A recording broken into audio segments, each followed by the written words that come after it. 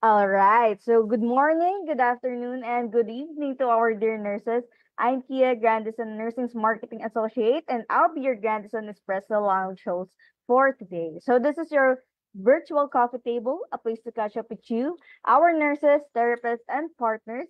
So we encourage you to share your voice and experience to educate and inspire Filipino nurses that no hashtag American Dream is impossible when you have the courage and the right partner. Grandison, USA. So we have here our special guest all the way from New York, USA, Nurse Michelle. Hi, Nurse Mitch. So we would like to thank you for giving us this opportunity to have you as our guest in our Grandson Espresso Lounge. Ayan. So medyo matagal-tagal na rin si Nurse Mitch doon no, sa US. So Nurse Mitch, you can kindly introduce yourself to our nurses po and our viewers for today. Hi, good morning there in the Philippines. My name is Michelle Francis Uy. You can call me Mitch. I came here in the States with Grandison way back 2022. So that was November. I came here after like 3 years after the pandemic. When the pandemic started, I initially didn't have any plans on coming here, but here I am. So 2 years now in New York. Alright. So, all the way from New York, ayan, 2 years na si Nurse Mitch, matagal-tagal na din, no? So, Nurse Mitch, for our first question of the day, ayan. So, how are you there so far in the US? Ayan, medyo Yeah, katotohanan. So far I can say I'm doing well.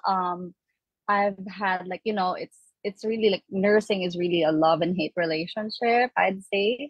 Um, Basically like I came here in this is my first like skilled nursing facility because I used to work in a hospital in the Philippines, hospitals actually, and then like I came here 2022 as I mentioned. So when I came here, like it's a really different setting, different personalities, cultures. Like you really have to be open to everything and adjusting and stuff. So so far like I'd say um the transition was okay, and like it really like it was not hard for me because I had like Filipino friends that I met in the facility that I'm still working right now.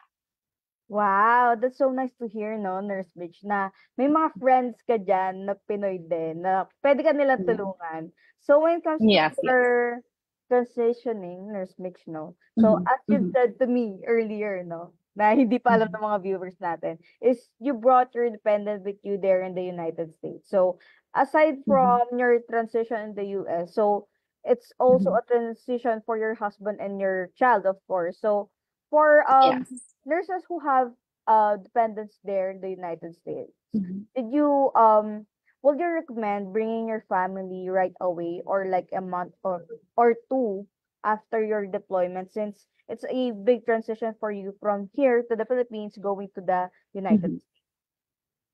Yeah. So for me, what we did, like I just want to share what we did. So basically, I came here first. So I got here a month before my family did. Of course, when you get here, you're gonna need a place to live in. So that's really like your first priority when you come here.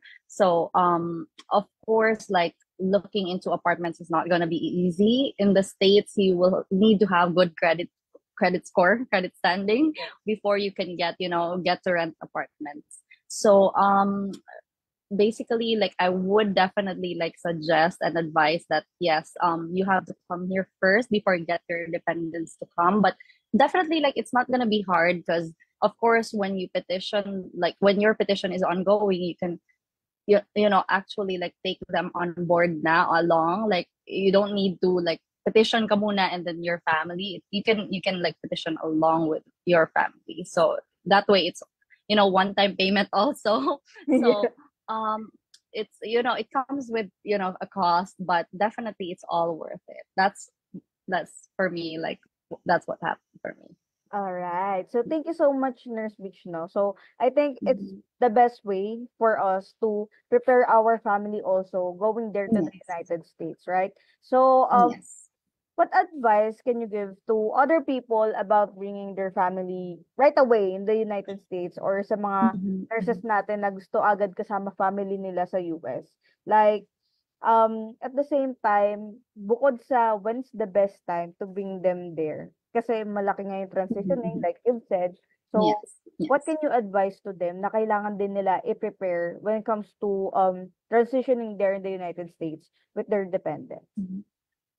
Yeah, so for those who really who would like to like bring them right away, it's fine, like totally fine po. It was just my own preference, our family's preference at that time. Kasi yun nga po, like as far as I know, like when I already expected that when I come here, when I get here, I would have to like start with my new job.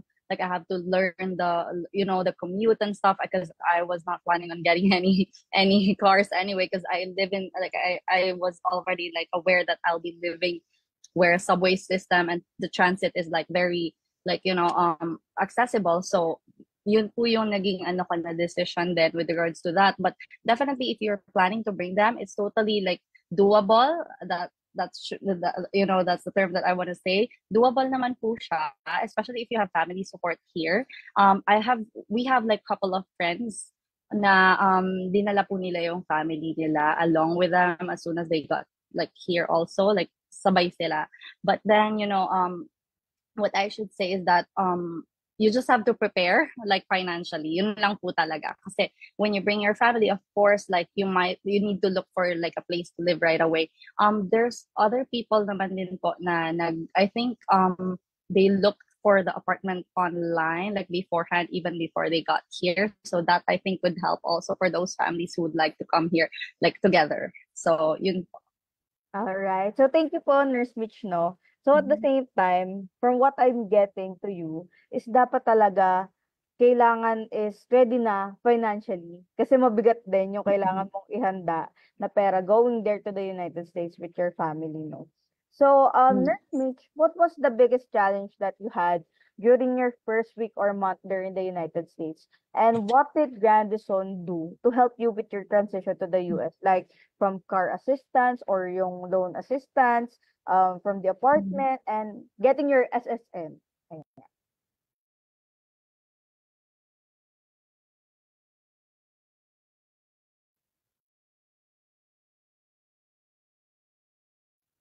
Yeah. Card wise and SSN wise, it'll be delivered to your address right away po. Pag when you get here, like because of course we're being sponsored green card visas. So basically when you get here, naka-start na as soon as you get your passport stamped, naka-start na po yung process sa USCIS no document. So eventually like you'll get, I think like within 30 days, you'll get your green card as well as like the SSN lang po, it takes a little longer than the green card, I think, if I'm not mistaken. That was like 2 years ago, so hindi na po ako gaano ano kung That's alin okay yung lang. nauna. But yes, but yeah, but definitely po, like ano lang siya, within a month na receive ko both. And then yung pagdating po sa mga assistance na iba pa ng Grandison, they do offer loans for people who have like definitely like especially po yun nga sabi ko number one talaga is yung rent or apartment. If you don't have any families here po, yun lang po talaga, like you have to prepare yourself financially. They do offer loans though, like zero interest, so you guys can avail that, and they do sponsor like 1 month reimbursement up to I believe $2,000, if I'm not mistaken. But yeah, that's as far as I know, because I saw the post like recently. It's still $2,000. Yeah, assistance Ayan. for like 1 month living expenses. Ayan. So, thank you so much, Nurse Mitch. So, at the same time, it's nice to hear po, no, na talagang tinulungan din kayo ni Grandison sa pag-transition nyo there in the United States. And as well as sa mga nurses natin na ongoing din yung pagpunta or pag-deploy po nila sa US.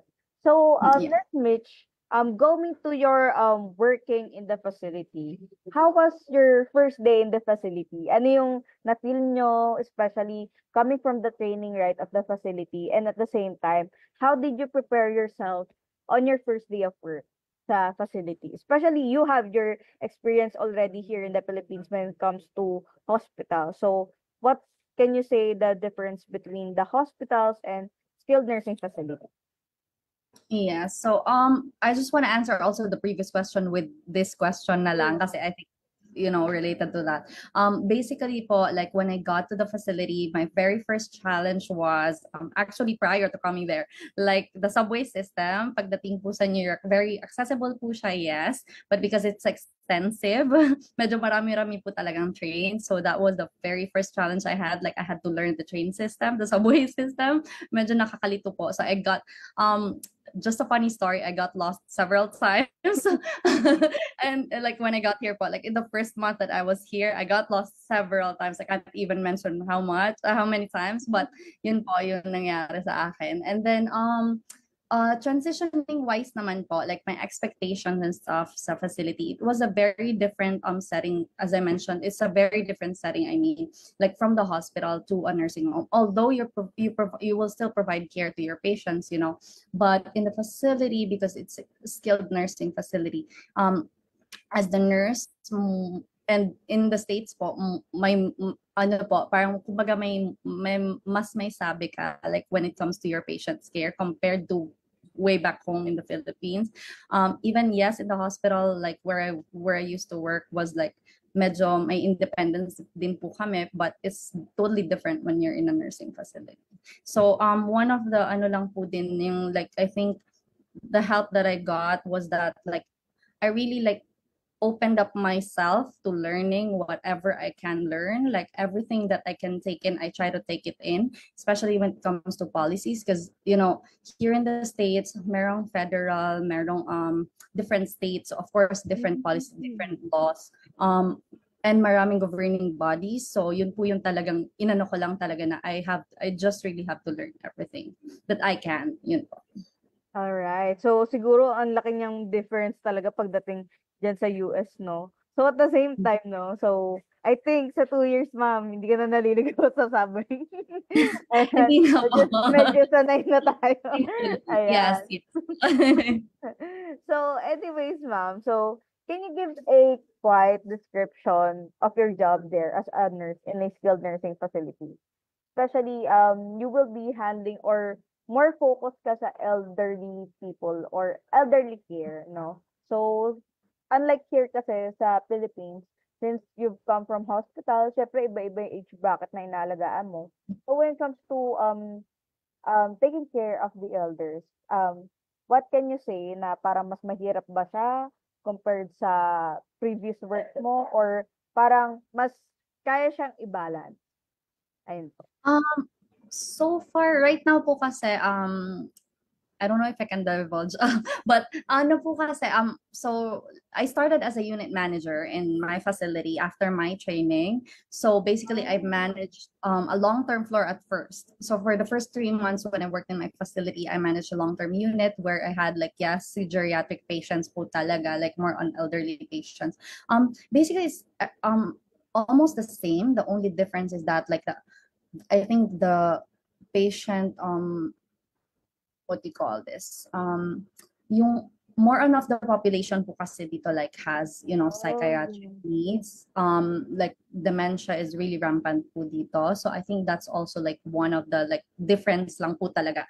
But regarding like patient care wise, it's basically the same. I believe because nursing in the Philippines, like training wise and education wise is up par with on par with like US. So yung education-wise, clinical skills and everything is the same. Yun lang po talaga, like more on, like if you don't work in a mental health nursing field in the Philippines, yun lang po yung medyo difference nun. If you work in a medical surgical unit, like it's totally different because you'll get patients with psychiatric needs, like psychiatric health needs. So yun lang po talaga yung difference doon. When after 3 months po, I got transferred to a subacute rehab. So po, parang medyo balik na ako sa parang medical surgical na setup. Like, I have patients who are in different age brackets. So, tapos more on skills po talaga because like it's skilled like rehab floor, you have more subacute patients coming from the hospital, so yun lang po yung ano nun.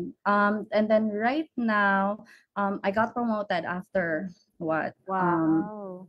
after one and something. Yeah, I got promoted after more than a year in the facility. Right now, I'm working as one of the assistant directors of nursing, and then I also do wound care management in our facility. So, Wow. yung work-life balance wise po, there will be days definitely that you'll be very busy. Same lang po sa Pinas, but I think because like right now I'm yun po yung ano po kasi ako like office hours. So definitely I have my weekends free. I have my nights free also. So yun lang po yung nagustuhan ko talaga sa ano ko din ngayon. Wow, congratulations po pala, Nurse Mitch, no? Grabe ang bilis ng transition ng pagka-promote mo, Nurse Mitch. So, that's nice to Thank hear, and you. at the same time, we're very proud of you on your promotion there sa Thank facility. you. Ayan. So, since Nurse Mitch, you have mentioned the nurse-patient ratio compared to siguro other states, no? Kasi iba-iba yung nurse-patient ratio na. Yes. Yes. So, what Mhm. are the adjustments that you did para ma-cope up mo yung nurse-patient ratio na nararanasan niyo po diyan sa skilled nursing facility? Yeah. So nurse patient ratio wise, medyo mataas po yung RN patient ratio natin because we have in the unlike in the Philippines, like we're basically primary nursing. We don't have CNAs, we don't have LPNs, we're the ones giving the medications. Dito po kasi like when you're a registered nurse, you have the option to be a manager, so you will be supervising your staff to take care of your patients also. Aside from you can provide direct patient care, meron ka pong staff to give ADLs, like daily care to your patients, and also like for the LPNs who will be giving the medications. So medyo mataas lang siya, but it's different din po kasi compared to the hospital. Like hospital-wise, like you have patients who are really sick. So medyo mas marami silang gamot, marami silang treatment compared po sa skilled nursing facility. So at first po medyo overwhelming yung thought. But eventually like ako po kasi yung like when I started like I just tried to like open myself up to that, like to the idea. I didn't let it like bother or like ma-anxiety, magkaka-anxiety ako agad because of that. So siguro yun din po yung naka-help sa pag ano sa akin na maka-adjust ako dun sa ganung setting. Ayan. So, I think sa mga nurses natin 'no, kailangan mentally prepared kayo, ayan, pagdating sa Yes. ganyan. And at the same time, like all the nurses, say the same, na dapat open-minded din kayo, 'no? So, ayun po yung dapat natin tandaan, especially coming from Nurse Mitch. And Nurse Mitch, siyempre before you start working in the facility, naka-receive naman po kayo ng training ni Grandison or ni facility there sa US? When I got to the facility, yes, automatic po, the facilities and I mean every facility in the States naman may training right away, even if like you have prior experience, automatic po meron training. Yes. Ayan. So, how was the training, ma'am, given by the facility?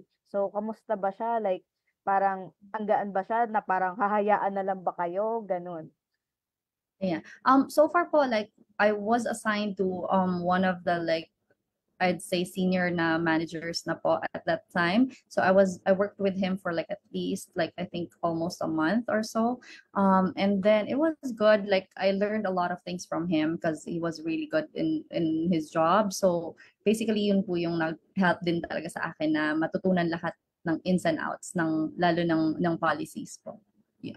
Alright. So, thank you so much po, Nurse Mitch, 'no. At least aware na yung mga nurses din po natin na nanonood sa'tin kung ano po ba yung parang madadatnan nila when it comes to training within the facility. So, Nurse Mitch, since you've worked in the hospital, parang Mhm. sa tingin niyo po ba na parang mas okay ba na before you go there in the US, before you apply sa kahit siguro sa ang ano 'no, employee, when it comes to skilled nursing facility, nursing home, do you recommend to our nurses that they must have an experience? But sa mga nurses po natin, tumatanggap po kami here kay Grandison even without nursing experience. But still, let's ask to our nurses there kung they recommend or suggest na may experience muna before, going there in the United States. I mean, like it would really give you like, an advantage if you do have experience as a nurse in the Philippines. Because in the Philippines, you'll really learn how to be resourceful. Um, that's the one thing I can say about like hospital experience in the Philippines. But when you come here naman po, like even if you don't have experience, definitely like all facilities, even hospital facilities, they will provide training. And then they don't have like right now po kasi yung shortage nga na po ng nurses dito, like they're willing to accept po without previous experience as long as you have your license and whatever like they require from you. So yun po, magpo-provide naman po sila ng training. But definitely if you're really like up for like getting experience first before you come, definitely it'll give you an advantage. Yun lang po yung masasabi ko kasi like coming from a hospital setting, like yun nga po, I was trained already with the skill set. So nung pagdating ko medyo yun, hindi na ako nahirapan pagdating sa skills wise. Ayan. So, thank you so much po, Nurse Mitch. So, ayun sa mga nurses natin, pwede kayong mag-apply. Pero, another advantage din naman kapag meron kayong working experience, especially na habang nandito kayo sa Philippines, no? So, Nurse Mitch, since we're talking about the facility itself, so how was your relationship with the facility, especially with your boss or sa mga higher ups natin, no? And to your co-employees diyan sa facility na pinagtatrabahuhan niyo po as of Yeah, so far po my facility is very good. Like my bosses po, like my superiors so far are very approachable. So any issues that arises, like I go directly to them.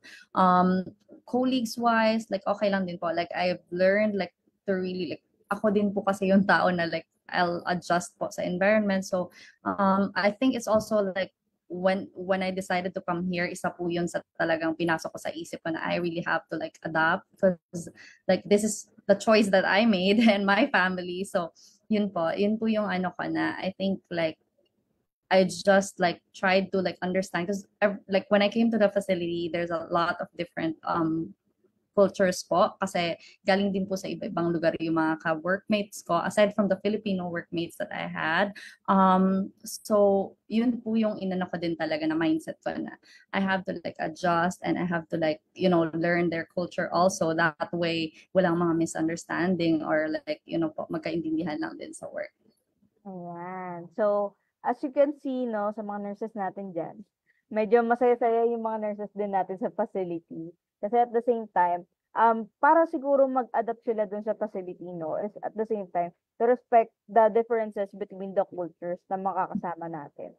So, at the same time, Nurse Mitch, if possible po ba na nagkakaroon kayong or nakaka-encounter kayo ng problems with your facility, and was Grandison there to help you? Or as of now, wala pa naman tayo na-encounter na problems at all? So far, wala naman personally speaking, like ano po, if anything naman like siguro along the way na meron akong na-encounter, like it was addressed and then every time like mag-reach out naman po ako either kay Grandison or sa facility, like I always get the response right away. Alright, so that's nice to hear, no? So at the same time, Nurse Mitch, we're talking about naman, ayan, tapos na kay facility. Let's talk about naman when it comes to working with Grandison. Sa tingin niyo po, what is the best thing working with Grandison? And would you recommend Grandison to your friends? And why siguro, no? So, ano po ba yung mga qualities ni Grandison na nagustuhan nyo na pwede nyo din ma-recommend siya to your friends to apply? Yeah.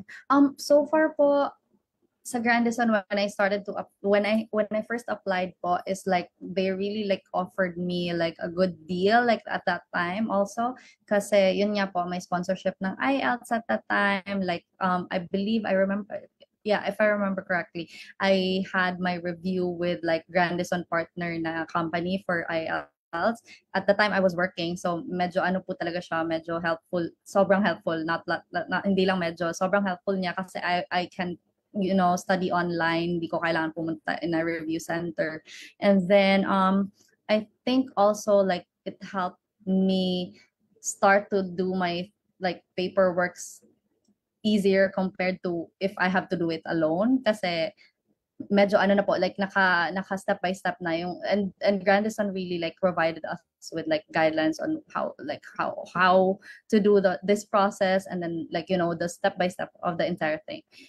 Yun po yung I think like the most help din ni Grandison when I was about like when I was still applying. And then when I got here, like yun nga po, like nag-onboarding po kami, like they provided like right away like all the support and then like facility, address and everything. So yun po, pati contact person. So hindi po ako nahirapan na magtanong like if I had any questions at that time. Wow. So, thank you po, Nurse Mitch. So, it's nice to hear kasi talagang prepare ka ni Grandison on your step by step on your US journey, no? Especially isasama mo din yung family mo or sinunod mo din yung family mo, no? So, I think it's very helpful para sa mga nurses natin na isasama yung dependents nila a month or two para kahit papano ready na. Hindi yung maghihikaos tayo, magagulgol tayo kung sino kakausapin natin, no? Pagdating sa US. Kasi syempre, it's a big transition for you as an immigrant there papuntang US, no? So, at the same time, Nurse Mitch, let's talk about you naman po. Ayan. So, can you flex some tourist destination na napuntahan nyo na? And especially, of course, your investment or siguro yung tawag dito, yung improvements mo or your growth there in the United States. And especially your promotion there. Now, we are so proud of you because of course you deserve it and you work hard for it or earn it. So, ayan. Thank you. So actually, I think ilang states pa lang napuntahan ko. Kasi like, as I said, like when I got here, like work lang din po talaga ko. I mean, I really love my profession. Yun lang po din po kasi like I'm happy like working right now. So, aside sa family time, I think hindi ko ma-memorize na lahat, but like we went last year, we went to like for our birthday celebration, we went to Washington DC. I think yun yung isa sa pinaka-memorable ko rin na ano. And then New York, basically like nag-iikot-ikot. I really love the vibe of New York. So yun po, nag-iikot-ikot kami sa New York when we got here. What else? Like I currently live I actually live outside New York, but like very accessible. So like 15, I'd say less minutes away from New York City. So yun po. Ayan. So, maganda din kasi nasa central ka, no? Kasi may napuputahan ka talaga, napapasyalan ka. Especially with your family and you have your kid with you. Maganda talaga Yeah. libutin talaga sila para at least you have your family time and enjoy the experience there in the United States, no? So, Nurse Mitch, let's go to what advice can you give to our nurses, especially na as of now, we are currently on the visa retrogression. So, what can you say to our nurses na nandito sa Philippines ngayon na parang medyo nagda-doubt pa na ituloy yung US dream nila because naka-visa retrogression nga po tayo? Yeah. So advice lang po to everyone, like don't lose hope, don't lose your dream. When I started this like journey po, like I mean before I started this journey, I had a friend, like very close friend. He applied for this like years ago, like way before me. Eventually, yun nga po, when I applied, like after that, naging active na yung visa bulletin at that time, like current na siya. So right now, like while on retrogression, just go get your papers done, like prepare everything, every documents, like except for those na you'll really need like within 6 months of like interview dapat up to date siya. But definitely po, like all the preparations you can do and NCLEX examination, like take it while it's still on retrogression, because that way at least you already have your license ready. And like if you need more time to review, go ahead, you can do that while you're waiting also.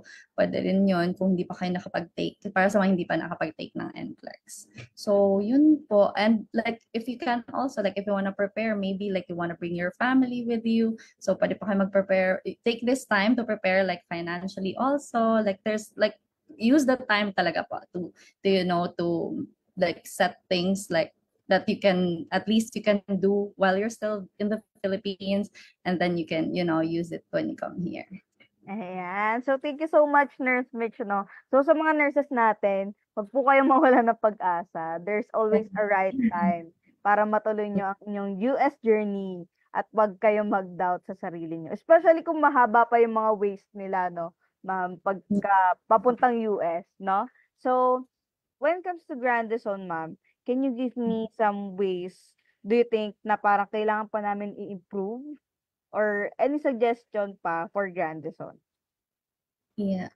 I think the only thing is that Grandison right now doesn't provide NCLEX sponsorship yet. Although I believe they do give out reimbursement.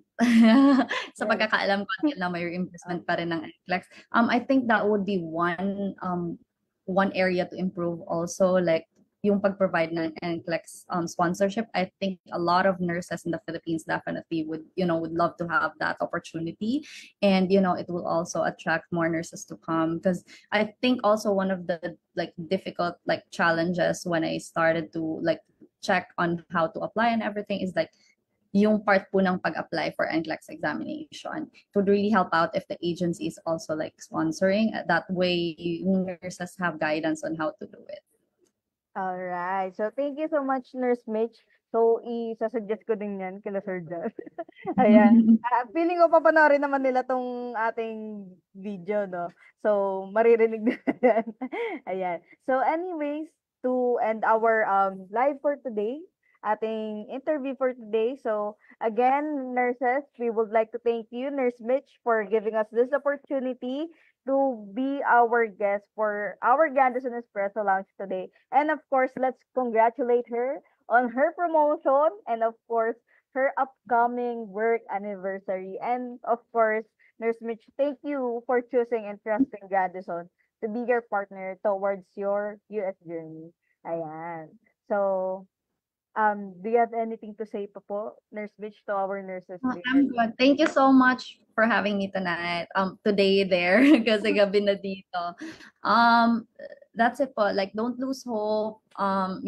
Just pray and always like put your family first also, like that's very important. And don't lose hope, because definitely God will be there to guide you, and God will be there to help you reach your dreams and goals in life. All right. So thank you so much, Nurse Mitch. So again, to our dear nurses there, I'm Kia. I'm your Grandison Nursing Marketing Associate and your Grandison Espresso Lounge host for today. And again, this is your virtual coffee table, a place to catch up with you, our nurses, therapists, and partners. We encourage you to share your voice and experience to educate and inspire Filipino nurses that no hashtag American dream is impossible when you have the courage and the right partner. Grandison USA. So thank you so much, nurses, and see you on our next interview.